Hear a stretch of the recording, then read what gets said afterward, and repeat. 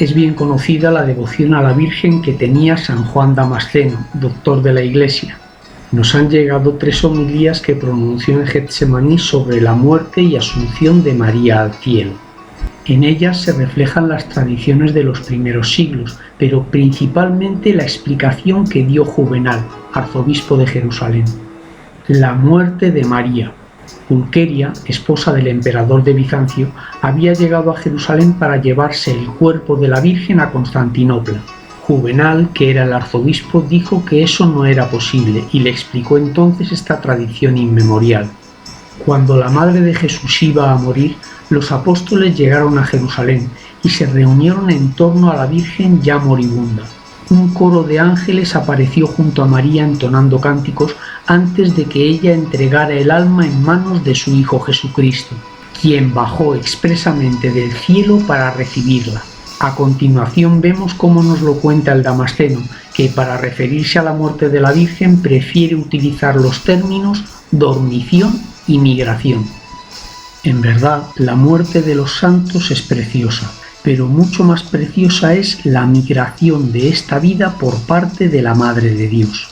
Estaban presentes junto con los apóstoles el santo apóstol Timoteo, primer obispo de Éfeso, y Dionisio Areopagita, como lo testimonia él mismo sobre el bienaventurado Hieroteo, quien también estaba presente entonces. Oh, cómo el Creador del universo tomó en sus manos aquella alma sacrosanta del tabernáculo que había acogido a Dios, honrando a aquella que, aun siendo esclava por naturaleza, fue hecha madre suya cuando se encarnó verdaderamente y no se opuso a tomar la desnuda naturaleza humana. En verdad, Cristo introduce por medio de los ángeles el alma de María en el Sancta Sanctorum, en el que el mismo Cristo ingresó corporalmente, precediéndola a ella, la sepultura del cuerpo de la Virgen.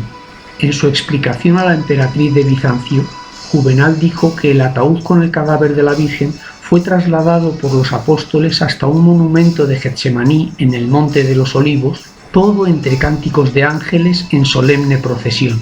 San Juan Damasceno lo expone de esta manera.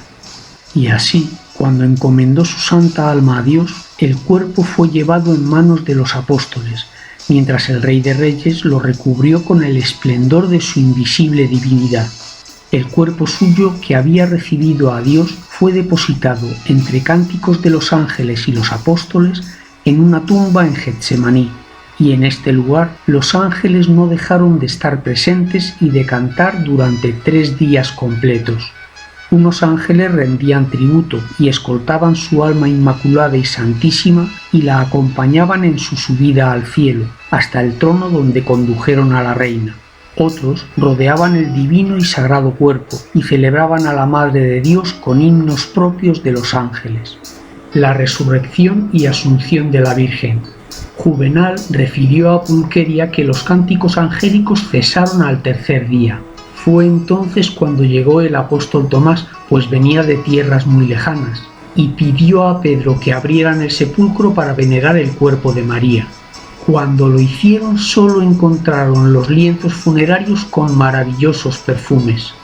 Enseguida los apóstoles entendieron que Dios había resucitado el cuerpo de la Virgen ya incorruptible y lo había llevado al cielo.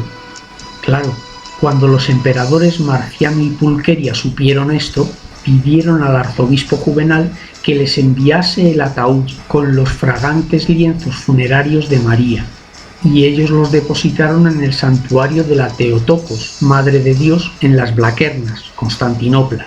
San Juan Damasceno nos lo explica así. Al cesar al cabo de 3 días los cantos de los ángeles, después de que Tomás, antes ausente, viniese y desease ver el cuerpo, los apóstoles abrieron la tumba, y en verdad no pudieron encontrar el laudabilísimo cuerpo. Vieron por tierra los lienzos funerarios que emanaban un inenarrable aroma y cerraron el sepulcro.